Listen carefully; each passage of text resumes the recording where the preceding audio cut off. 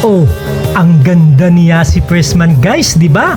And yes, nasa Bantayan Island si Yasi. But before that, time out muna tayo sa ating mga seafood adventures. Samahan nyo naman ako ngayon na pasyalan natin ang magandang isla ng Bantayan Island dito sa probinsya ng Cebu.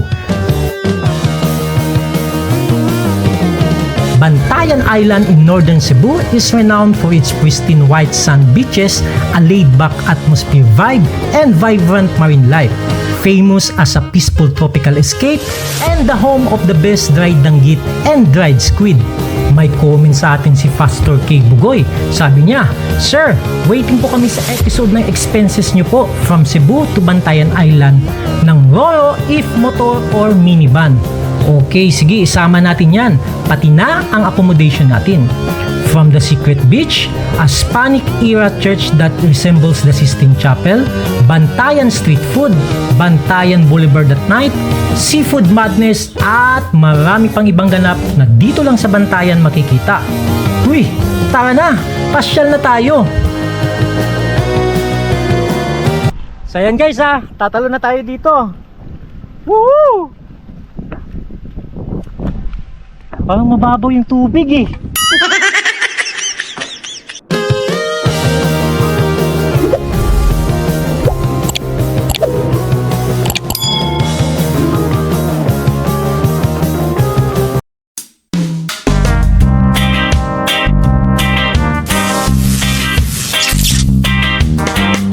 Guys, lahat ba nakapanood na ng motorride adventure trip natin from Taguig to Matnog hanggang makarating ng Mayaport dito sa Cebu?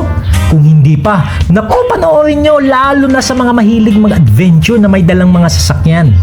This time around, we will begin our story at the Mayaport. Ang unang araw ng paglalakbay papuntang Bantayan Island! Welcome to Mayaport mga ka-wonder! Andito na tayo ngayon sa Cebu. So ang next na pupuntahan naman natin ngayon is yung Hagnaya Port para makapunta tayo dun sa Bantayan Island. So sabi ni Kuya, mga around 30 minutes lang daw ang biyahe dun. Pwede na! Let's go, samahan nyo ako at mag-enjoy tayo ngayon dun sa Bantayan.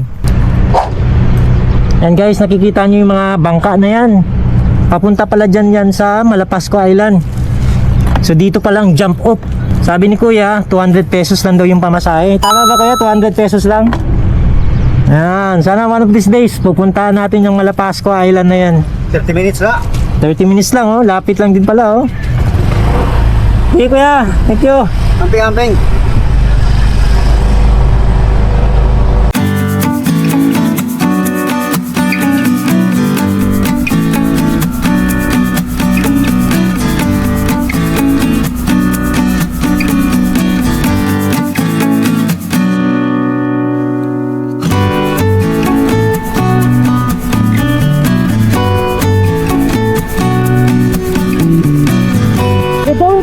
Right now? Be safe! Reyes! Ay! Ayun yung kaibigan natin si Terry, guys, no? Nakilala natin sa doon sa barko. Maybe makikita kami ulit din sa ano, sa Cebu City.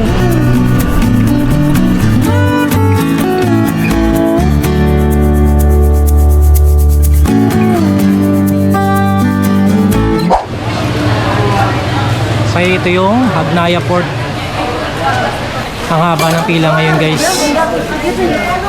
Papunta ito ng Bantayan Island.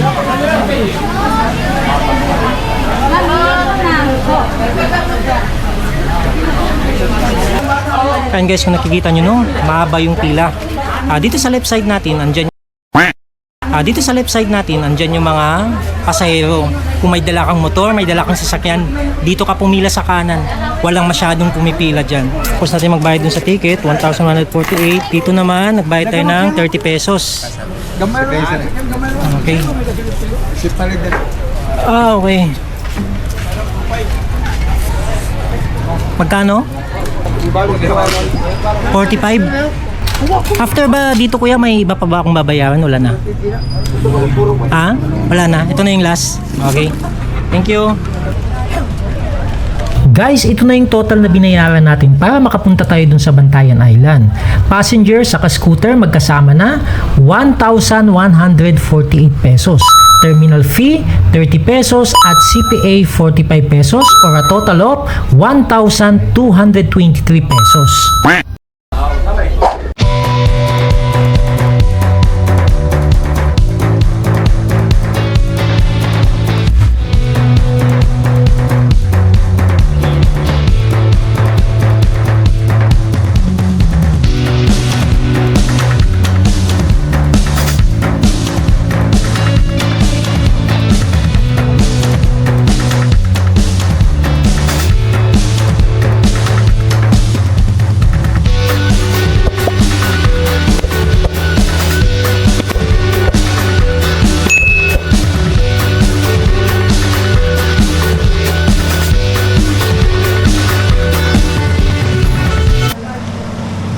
Guys, we're here at Bantayan Island, Cebu! Ang goal natin ngayon, maghanap muna tayo ng mga kakainan and then maghanap din tayo ng accommodation.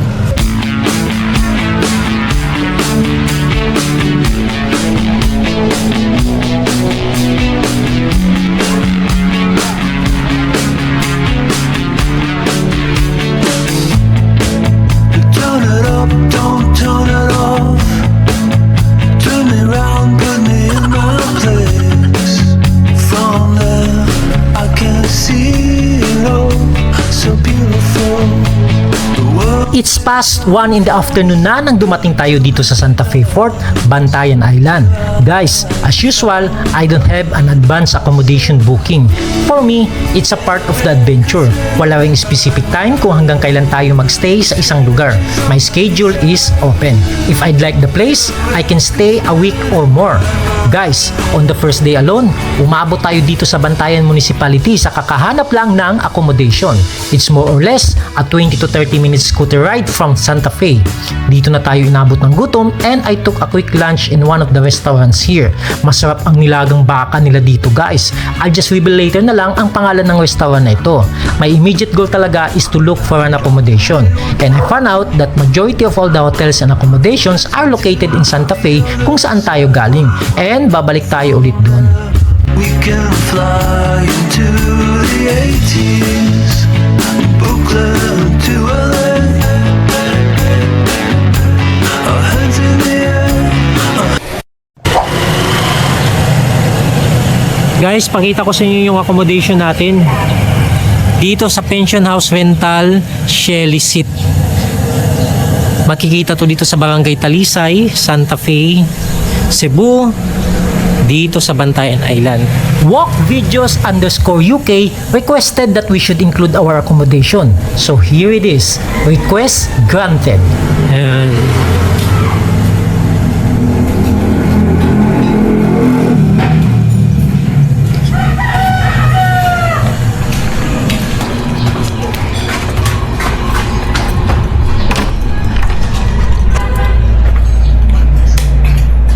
Oh, di ba? Dim light. Siyempre buksan na natin yung aircon kasi may init. Ayun. Meron tayong towel. May tissue. May TV. At 5G wifi na to, guys. Ito naman yung comfort room natin. Oh, di ba? Ang linis. Pwede na to sa atin. Actually, good for to itong kwarto na to. Discounted. For 800 pesos per day. Ang ganda na, di ba? Sulit na to. We slept for 2 hours and woke up at 5 in the afternoon.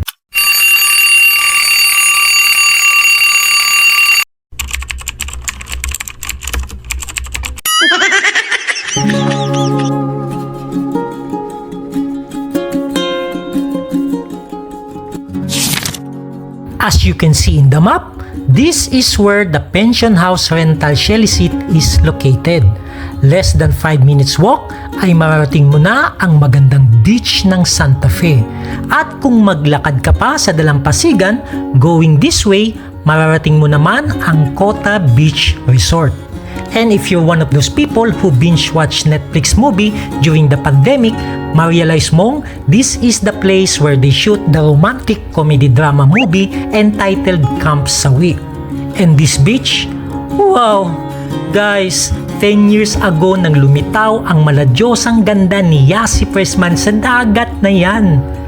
Oh, those are the cottages. And of course, the beach.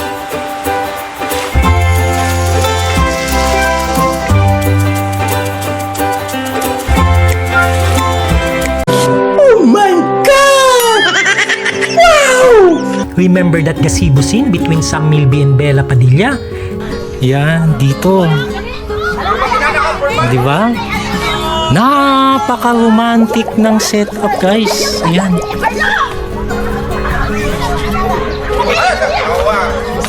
Ayan. Ate, basta confirm dito nag-shooting yung Camp Sawi, ha? Yun! Sabi ni ate. Pangalan mo nga, ate? Aljim, sir. Aljim. Dito ito sa Kota Beach, guys. Thank you kayo. Sige, sir.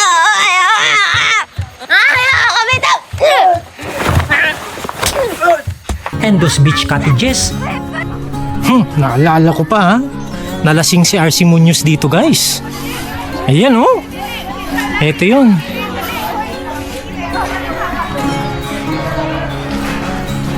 Ito, ang ganda ng mga villas nila dito, guys. Oh, kung di mo pa napanood ang Camp Sawi, I will leave the link of the movie in the description box below. Promise, matatawa ka, maiiyak at tutulog sipon mo pag napanood mo ang movie na yun. Kita nyo, oh. Daming mga tao ngayon, guys. Nag-enjoy lang talaga dito sa tabing dagat. Uy, na siya tayo. Sulot ang kanina siyang pambaba. Iguana. Wow. Lalaki yan, kuya, babae? Lalaki. Wow. Anong pangalan yan? Amos. Ha? Amos. Ah, akala ko Wamos. Wamos, andito ka pala ngayon sa Bantayan Island. Amos, Amos. Yeah. Okay. Thank you, kuya. Ayun.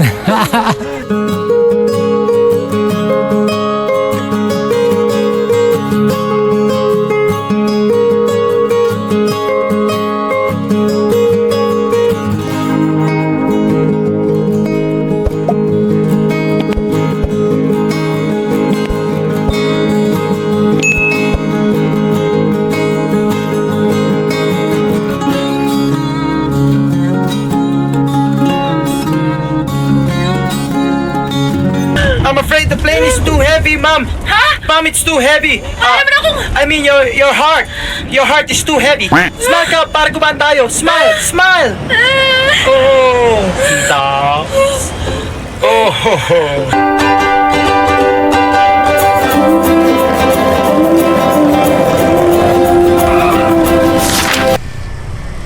Ito guys, sa right side ko, ito yung nag-iisang airport dito sa Bantayan Island. So itong airport na to dito sa Bantayan, maiksi lang yung runway nito.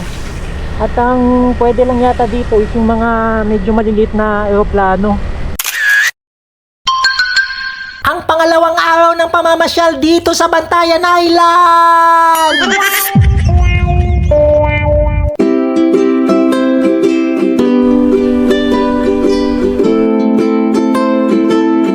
Day 2 here in Bantayan Island, guys. Ang aga nating gumising. 5:30 AM bumiyahe na tayo from our pension house in Santa Fe all the way to the Bantayan Municipality.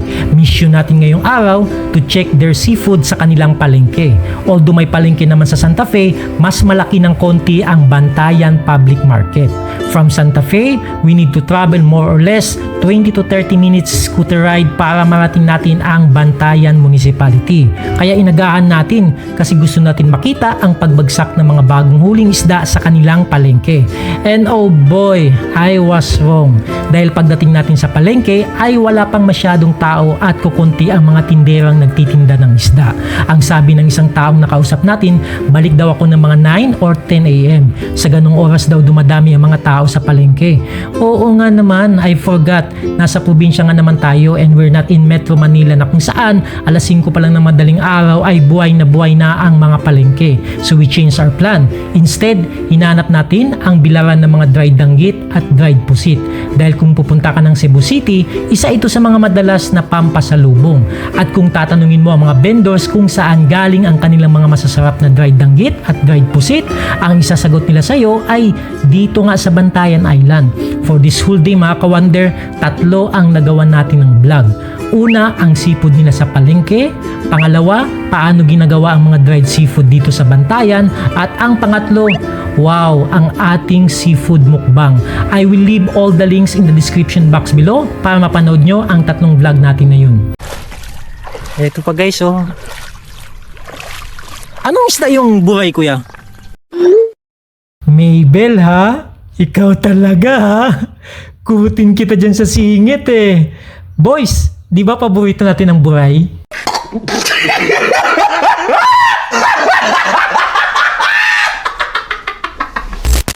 PS, no animal was harmed in the making of this vlog. Wait lang, pinatay ko ba ito or patay na ito nang makita ko?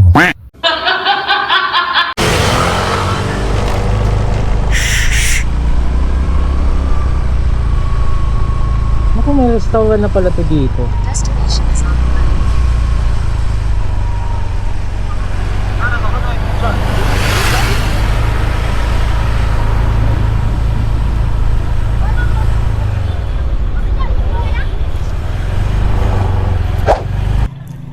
And guys, good morning.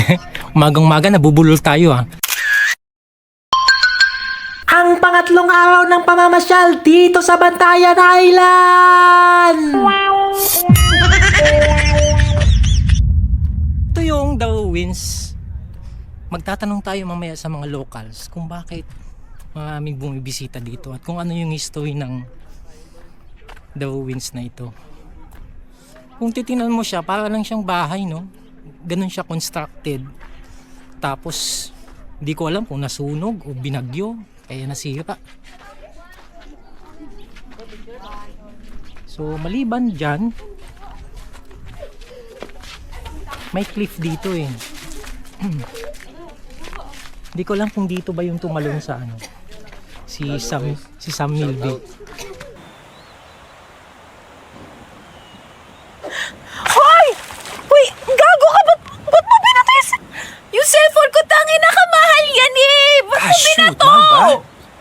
Well, you really want it back? Ay, nakapalitan mo yan, ha? Hoy! Ba't ka tumalon? Pwede mag-cliff jumping dito? Di ko alam, di ko pa na-try, boss. Pero mukhang delikado kasi batuhin. Oo nga, mababaw lang. Pero malalim din yata yan. Lalim. Malalim. Pero yung malaking bato. Kaya lang, pag tatalon dito, walang akyatan. Di, parang doon. Meron doon. Ah, doon banda? Meron hagdan doon. Ayun. So, nagtataka ako guys, ano?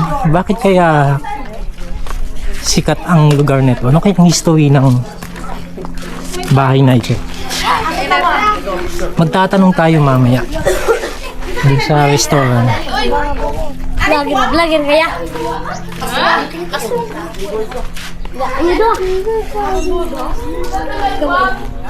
Oh, wala ka namang masyadong makita dito. Ayan, ito lang yan. Paikot. Tapos binibisita ng mga turista. Siguro most probably dahil sa ano. Ayan, may mga nagja-jump. May nagki-cliff jumping dito, oh. Pwede pala.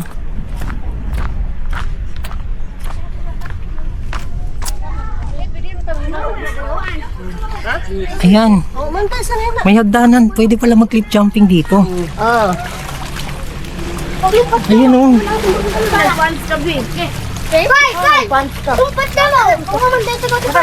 Pwedeng maligo. Vlog ko niya? O sige, you jump. Vlogger ka? Yes. Sa page mo na. Wonder Nonoy. Kaya post na mo yan. May post ya. Oh, sige. Saan ka banda tatalon? Oh, Ang tawa yung sa sige. Isa pa. Oh, isa pa. Meron pa, isa pa. Isa pa. Oh. Ito, tumbling naman, tumbling.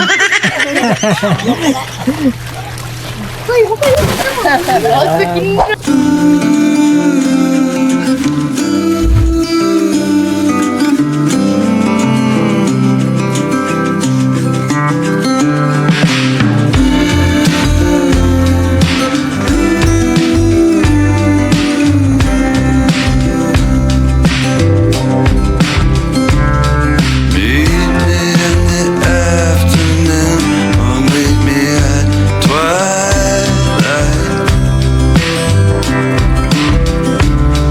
Meet me at the same time the stars blink their eyes.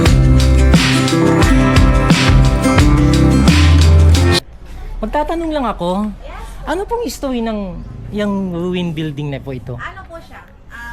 Sa pagkakalam ko lang po, no? Yung couple, ano siya, it's a Filipina German couple na sila na-rob, tapos on that time, on that night yun, they left the house and then bininta nila yung property. So, iwan ko kung nasaan na sila ngayon. Yung nakabili kasi niyan, hindi ginamit kasi hindi pa useful sa kanila. So meaning, itong ruins na ito it's a tragedy yung nangyari dyan. Kasi, ganun nangyari dun sa couple no?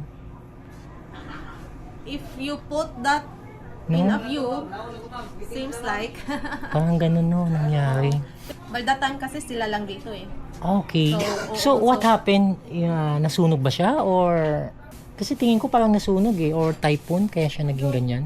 After some time when nobody is using the house, talagang masisira. Kasi matagal na talaga yan. Super tagal na talaga. Okay. So, I'm really familiar with that structure because I saw the movie Comes Away. Yeah. So, that time, if my memory serves me right, Gerald Napoles passed this way and this restaurant wala pa. We're building by that time. By that time? I think that's 2018 Comes Away, right? Around 2016. 2016? No, we're not yet here. Oh, thank you. So, yan guys, So, yung history nito about sa couple dyan sa bahay na yan. Kung titingnan natin, it's a tragedy nga na nangyari sa kanila. Kaya iniwan nila yung bahay nila. Wala tayong exact na nakitang information as of this time. So maybe we have to search it on Google.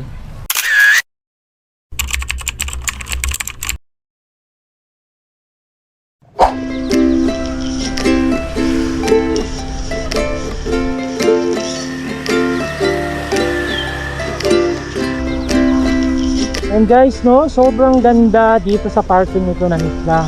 Kasi tingnan nyo, ang daming mga nyok. Napakalilim.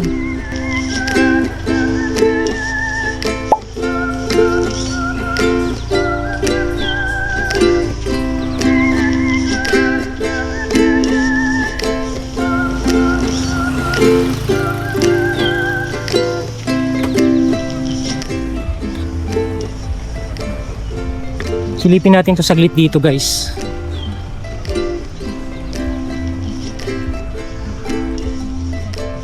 So may part pala dito sa island na pwede kang maligo dito sa mga mangrove areas na ito. Hindi siya mainit guys kasi maraming mga puno. Ayan may mga naliligo dito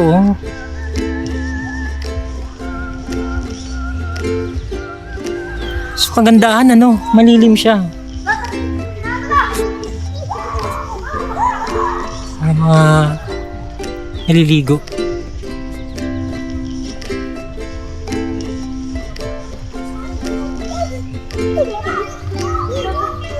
Tapos tingnan nyo guys, hindi siya ganun kalalim. Sakto lang. Pwedeng maligo yung mga bata.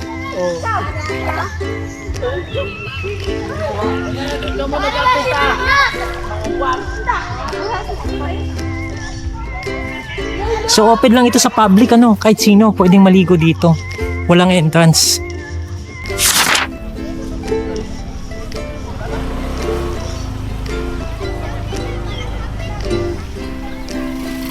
At ang next destination natin ay ang Oboob Mangrove Garden Eco Park o mas kilala sa tawag na Umagica. Isa ito sa mga pinagmamalaking atraksyon dito sa Bantayan Island. Guys, kung gusto nyong mag-relax at mamangha sa angking ganda ng nature park na ito, panoorin ninyo ang ginawa nating walking tour video dito. Iwan ko na lang ang link dyan sa description box.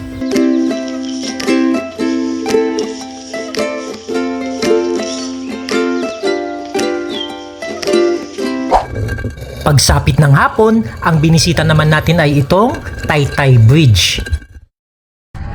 Akala ko yung tulay is mataas, mahaba, maiksi lang siya.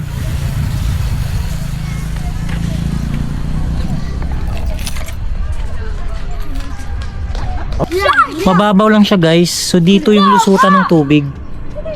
Ocho. Tapos, To. hindi siya madadaanan ng malaking bangka.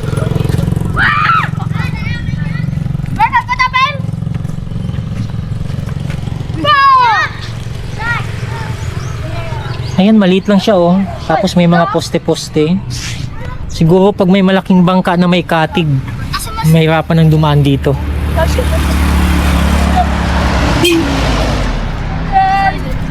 Tapos dito sa side na to, may makita kayong mga fish pen.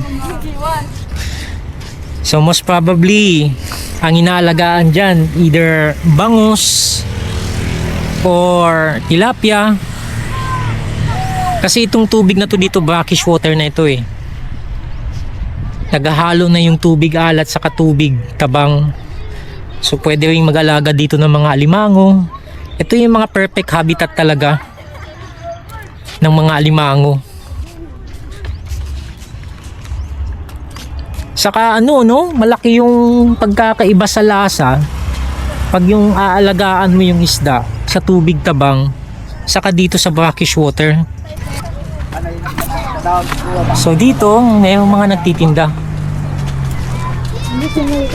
So time check tayo. Tingnan natin yung oras natin. 4:48, mag-alas 5 pa lang ng hapon. So may nagtitinda dito. Hindi naman siya ganoon kahaba. Pero at least maganda siyang tambayan dito. May mga nagtitinda ng pagkain. Pwede kang tumambay, kakain konti. Mostly may nakita tayong mga barbecue. Tapos yung typical na mga sitsiriya, pwede ka din magpatimpla ng kape. All the way from Taytay Bridge in Santa Fe, lumipat naman tayo dito sa Bantayan Central Plaza. Just like any typical plaza na makikita natin sa buong Pilipinas na kung saan may mga upuan, may mga halaman, and of course guys, I'd like you to meet my great-grandfather, Jose Rizal.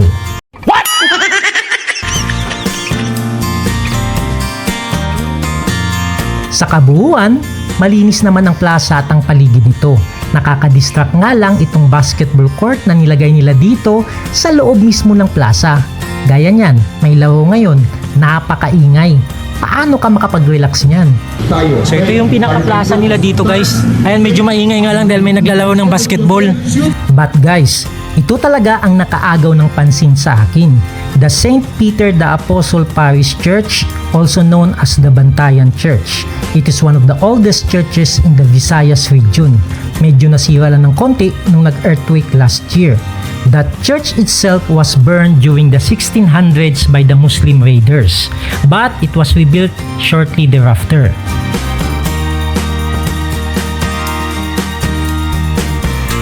At itong painting na nakikita nyo, it is called the Dibuho sa Kisame. It's 1,130 square meter ceiling mural which depicts the creation, fall of man, and redemption.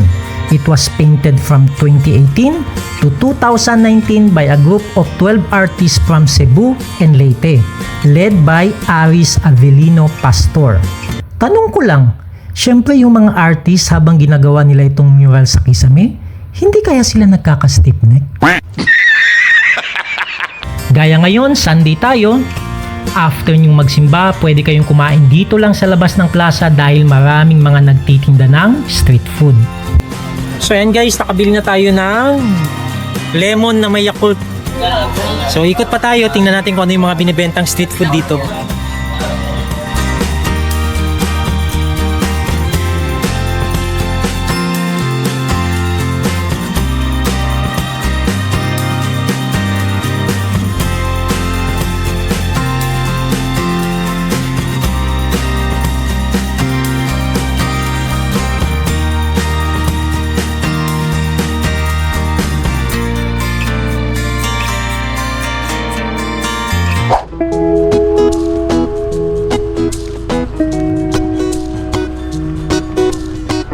Konting kembot lang mula dito sa Bantayan Central Plaza ay makikita mo na ang Bantayan Baywalk o yung boulevard nila at ang Bantayan Municipal Wharf. Perfect na tambayan to guys dahil ramdam mo talaga ang simoy ng hangin na galing sa dagat at makikita mo rin ang magandang sunset. Kaya ang tip ko sa inyo, kung makapunta kayo dito sa Bantayan Island, pagdating ng hapon, bili kayo ng street food dun sa plaza nila at dito na kayo tumambay sa kanilang baywalk habang pinapanood mo ang paglubog ng araw.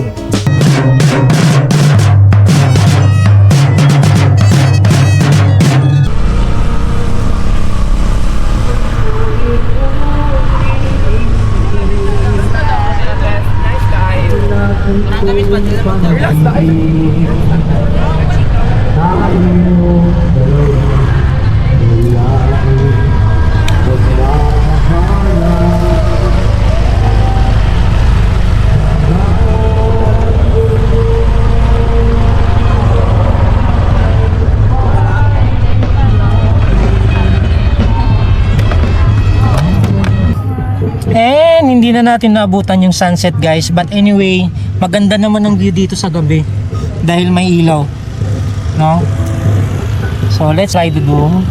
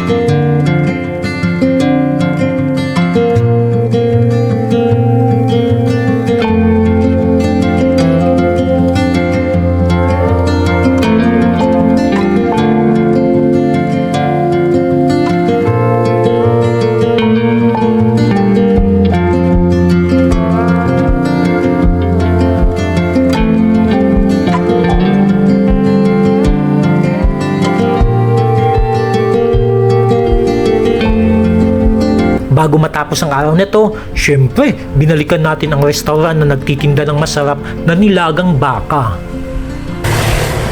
So guys, no, nung first day natin dito sa Bantayan, dito tayo kumain. Masarap yung nilagang baka nila dito guys. So paggabi pala, ayan, may iyaw-iyaw sila dito. Gabi sir. Yun oh, pinapainit ni ate yung pansit oh. Ate, may baka pa? Oo. Yun! Ate, pilihan mo nga ako ng ano, yung may taba-taba siya. Ayoko yung karne lang kasi hindi masarap pag... Guys, natikman ko yung baka dito, masarap guys. Ay, may iba pa naman silang ulam. Uy, may kilawin! Ito na sir. Okay, bigyan mo ako ng isang order din ng ano, ng kilawin. Anong pangalan ng karinderya na to? Ayan, Marian's. Marian's Barbecue, Bantayan, Larsian. Ano yung ibig sabihin ng Larsian? Templado? Ah, templado. Alam niyo guys, no, may napansin talaga ako dito sa Cebu. No, hanggang dito sa Bantayan, pagkakain ka sa mga restaurant. So, yung tubig dito guys, no, umikot na tayo mula Luzon, Visayas, Mindanao, pagkakain ka sa restaurant, bibigyan ka na ng service water ang tawag dyan, no? Pero pagdating mo ng Cebu, may makikita kang mga restaurant na kailangan mo muna maghulog ng piso para ka lang makainom ng malamig na tubig. So, ito na yung order natin. Yung kilawin na tuna at saka nilagang baka. So binalikan ko talaga tong kainan natin dito guys kasi ang sarap kasi ng nilagang baka nila.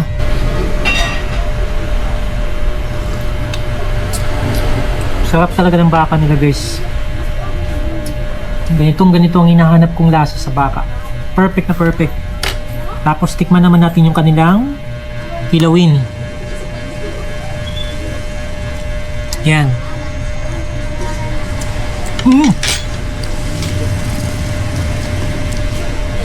Ang kilawin ay nilagyan ng gata ng niyog. Kain na tayo guys. Sarap. Sarap ng pagkain ko.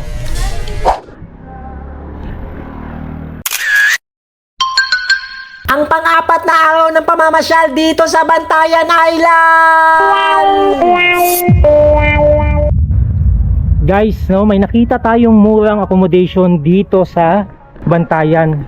Ito yung nadaanan natin isang araw, pinicturan ko, ang pangalan ay Hey Mojo Guest House. So mag-i-inquire tayo, no?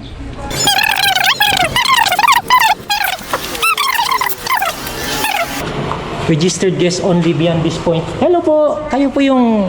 Yes, ayan si ate. Kita nyo naman, pag akit pala nakangiti na. Morning. Ate, totoo ba yung nakita ko dun sa baba? 535 pesos lang. Yes po, sir. Actually, yan po yung promo rate namin during weekdays po siya, sir. Maximum of 3 packs po siya. Ma-avail po yung 535 per packs po, per night. So hindi siya per person. Kung baga ako lang mag-isa, hindi pwede. Yes po. Kasi meron siyang, anong tawag dito, required na kailangan po talaga Tatlong tao. minimum of 3 persons up Oh, para okay. ma-avail po yung... How much yung pinaka-affordable yung accommodation for solo travelers? Yung pinaka-affordable na maibigay po namin is yung 1,300 per night po na isang good for 2 na room. Pwede po siya good for 1. Gusto niyo pwede tingnan? Ayan, guys, pasok tayo. Okay, bathroom check. Tingnan nyo naman kung gaano kalinis. Ayan, guys. Okay, so guys, ito yung sample ng kanilang accommodation. So, naka-aircon na siya. Good for 2. Dalhin nyo na yung asawa nyo. Mga girlfriend nyo dito. Perfect for couple. Perfect for couple talaga yung good for 2 nila. Ayan, thank you very much, ate. Meron din po kami roof deck. Pakita ko na lang. Ay, sige po, akit po tayo sa roof deck. Ayan, no? Ito po yung roof deck namin, sorry. Actually, dito po yung nagtatambay yung mga guests namin. Ayun. Mostly, lalo-lalo na sa gabi. Kasi maganda siya, magandang ambience niya kagabi. Ayan. Fresh air din, yung gustong mga guests na natural wind lang talaga yung hanap. Ayan ha, panawagan ko sa lahat ng mga accommodation owner dito sa Bantayan Island. Dapat ganito mag-market ang inyong mga tao. 'Di ba? Very, very near lang po talaga siya sa bar at saka restaurant, pharmacies, ATM machine, market, at saka sa nightlife. Thank you very much, ate.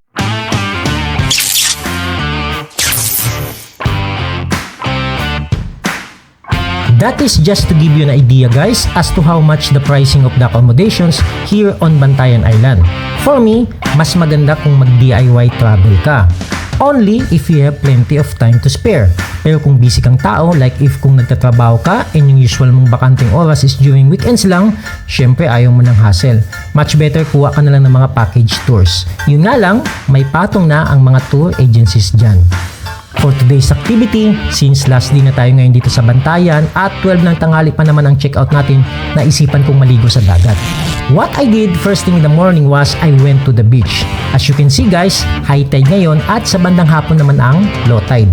Habang naglalakad nga ako dito sa tabing dagat, naisip ko, boring kung dito ako maliligo. I always adhere to this saying, life is an adventure or nothing at all. For that reason, kaya tayo bumalik sa The Ruins para mag-cliff jumping.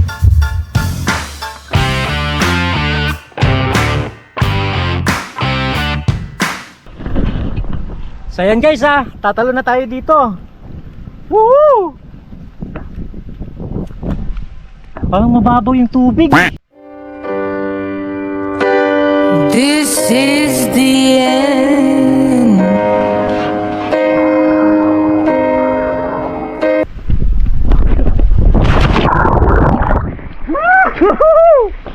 Guys, buwis buhay yun ha. Tumalon ako kasing taas ng 150-story high building. Gunggong!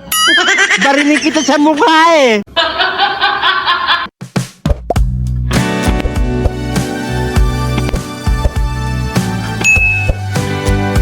Guys, kung umabot kayo sa dulo ng video natin ito, aba, isa lang ibig sabihin yan.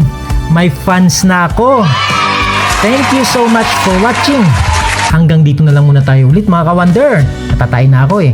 See you on our next adventure.